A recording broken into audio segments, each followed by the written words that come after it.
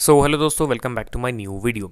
सबसे पहले डिस्क्लेमर देना चाहूँगा कि इस वीडियो को प्योरली एजुकेशनल पर्पस के लिए ही रिकॉर्ड कर रहा हूँ मैं। कोई भी बाई या सेल का रिकमेंडेशन इस वीडियो के माध्यम से मैं आप लोगों को नहीं दे रहा हूँ। अब देखिए दोस्तों, फरवरी मंथ एंड हो गया है। आपको क्या करना है, जिस भी स्टॉक में आपने होल्डिंग्स बना रखा है या फिर जिस भी स्टॉक को आप एनालिसिस करना चाहते हो, तो एक बार उनका मंथली एनालिसिस ज़रूर कर लीजिएगा। क्योंकि डेली टाइम फ्रेम में अक्सर क्या होता है ना, हम लोग गलत एनालिसिस कर बैठते हैं, मेजर सपोर्ट नहीं ढूंढ पाते हैं, मेजर रेजिस्टेंस लेवल नहीं ढूंढ पाते हैं। मगर एट द एंड आप जैसे ही बड़े टाइम फ्रेम में स्विच करोगे ना, तो सारे फिल्टर नॉइज आउट होते चले जाएंगे एंड उसके बाद आप अच्छे तरीके से किसी भी इंपॉर्टेंट लेवल्स को क्लियरली देख पाओगे, ज़्यादा उसमें स्ट्रगल नहीं होगा। ठीक है, तो आज इस वीडियो में टोटल 3 स्टॉक्स के बारे में हम लोग बात करेंगे एंड इन तीनों स्टॉक्स का नाम आप लोगों ने ऑलरेडी वीडियो के थंबनेल में देख रखा होगा। तो पहला स्टॉक हमारे लिस्ट में आपके सामने है ओलेक्ट्रा ग्रीन टेक लिमिटेड। अब यहाँ पे आप अगर देखोगे तो ये स्टॉक अपने हाइयर लेवल से अच्छा खासा टूट चुका है। इसका ऑल टाइम हाई कितना था, 1600 के अप्रॉक्स में। वहाँ से ये गिरता हुआ 1000 रुपये के भाव पे आ गया। ठीक है, सबसे पहला चीज़।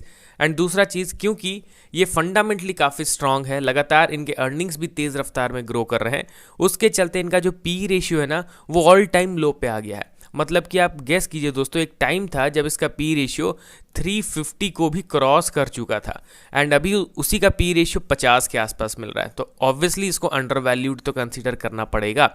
मगर कोई स्टॉक अंडर वैल्यूड हो तो आंख बंद करके उसमें बाइंग कर ले, ये भी तो सही स्ट्रैटेजी नहीं है ना। अंडर वैल्यूड है तो वो एक कॉन्फिडेंस देता है कि नहीं भाई, स्टॉक में बल्क में खरीदारी किया जा सकता है। मगर एग्जैक्टली खरीदा कब जाएगा वो चीज़ तो टेक्निकल ही बताएगा। अब यहाँ पे आप इनके इन्वेस्टर के सेक्शन पे भी नज़र डालोगे तो शेयर होल्डिंग पैटर्न में एज सच कोई मेजर चेंज हम लोग को नहीं दिख रहा है पिछले 2 साल में। अब चलिए डायरेक्टली मैं इनके टेक्निकल पार्ट को कवर करता हूँ।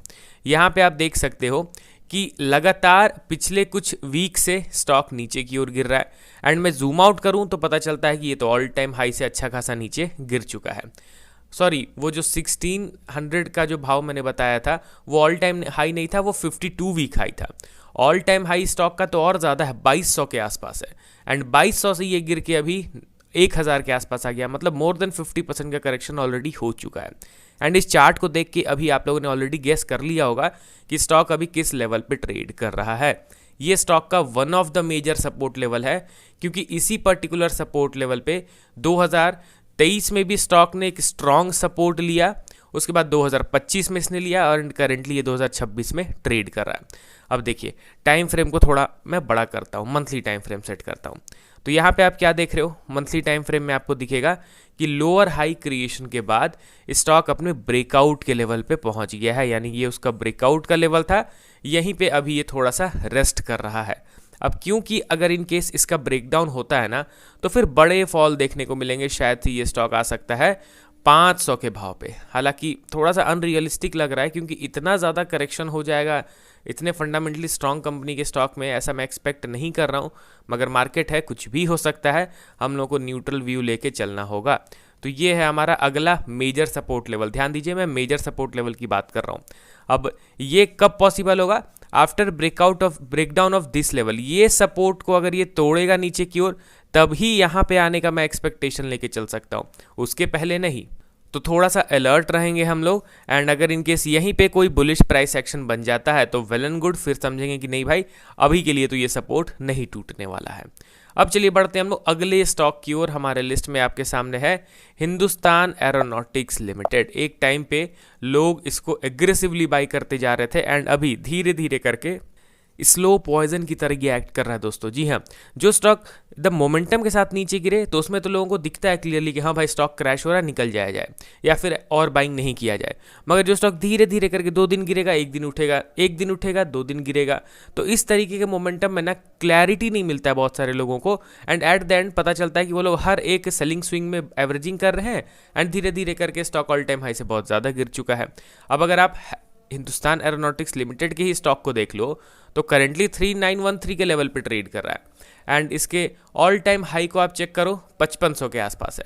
मतलब पता भी नहीं चला, धीरे धीरे करके 5500 से गिर के ये 4000 के अप्रॉक्स में आ गया। ठीक है, मतलब डिसेंट करेक्शन ऑलरेडी हो गया। एंड दूसरा चीज़, company no doubt fundamentally strong है, मगर जिस हिसाब से इनके अर्निंग्स बढ़े हैं उस हिसाब से ऑलरेडी स्टॉक प्राइस में मोमेंटम हो चुका है।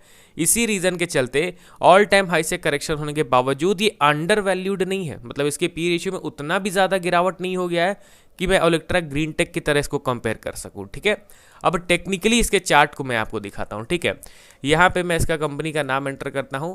अब देखिए दोस्तों, यहाँ पे डेली टाइम फ्रेम में स्विच करता हूँ। आपको क्या दिख रहा है डेली टाइम फ्रेम में कि धीरे धीरे करके ये स्टॉक नीचे की ओर गिर रहा है। देखिए यहाँ पे कितना ज़्यादा ट्रैप वाला सिचुएशन क्रिएट हो रहा है। यहाँ से हल्का नीचे गिरा, सडन बाइंग स्टार्ट हो गया, उसके बाद फिर से ये हल्का नीचे गिरा, फिर सडन बाइंग स्टार्ट हो गया। एंड ये जो बाइंग है ना, ये बाइंग छोटा मोटा नहीं है। अगर मैं परसेंटेज वाइज आपको बताऊं तो देखिए 15%, मतलब 20% नीचे गिर रहा है तो 15% रिकवर कर जा रहा है। तो इसमें ऑब्वियसली अगर 70-80% से ज़्यादा का रिकवरी हो जा रहा है सेलिंग स्विंग का, तो लोग थोड़ा सा इन्फ्लुएंस्ड हो जाते हैं मोमेंटम को देख के। मगर at the end last picture आपको क्या दिख रहा है, कितना भी ये स्विंग क्रिएट करे, कितना ही ये स्पाइक क्रिएट करे बाइंग का, मगर एट द एंड तो ये नीचे की ओर ही गिर रहा है। ये चीज़ तो आप देख सकते हो।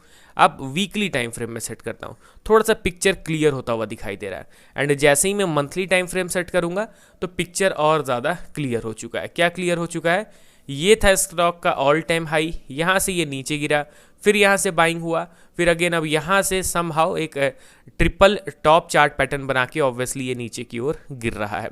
तो यहाँ पे अभी के टाइम पे ये टोटली नेगेटिव प्राइस एक्शन बना चुका है। ठीक है, नेगेटिव प्राइस एक्शन बना रहा है। मैं इसमें बिल्कुल भी अभी के टाइम पे इंटरेस्टेड नहीं हूँ स्टॉक में फर्दर बाइंग करने के लिए।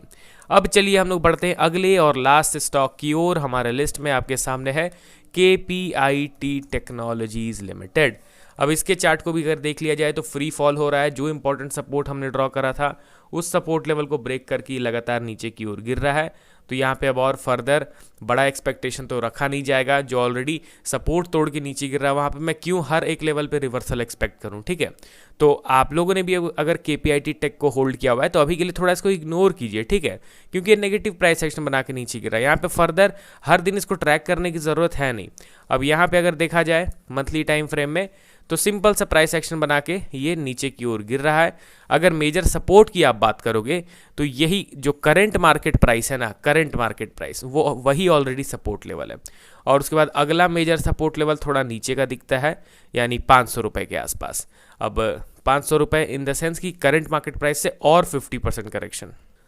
तो ज़रूरी नहीं कि वो 500 के भाव पे आई ही, मगर ये दो इंपॉर्टेंट सपोर्ट लेवल्स मैंने ड्रॉ कर लिया आप लोगों के लिए। ठीक है, अब इन सपोर्ट लेवल्स पे डायरेक्टली बाइंग भी नहीं करना है। सपोर्ट पे आ गया है, नो डाउट यहाँ पे कुछ समय बिताएगा, प्राइस एक्शन फॉर्म करेगा, बुलिश स्ट्रेंथ दिखेगा, तब जाके फर्दर इन लेवल्स को हम लोग कंसीडर कर सकते हैं। तो चलिए टोटल 3 स्टॉक्स के रिगार्डिंग डिटेल्ड वे में हम लोगों ने weekly plus monthly time frame में एनालिसिस किया ताकि मेजर ओवरव्यू के बारे में पता चले। अब आप अपना पॉइंट ऑफ व्यू शेयर कीजिए कि आपको पर्सनल क्या लगता है इन तीनों स्टॉक्स को लेके। मिलता हूँ नेक्स्ट वीडियो के साथ। Okay then, bye.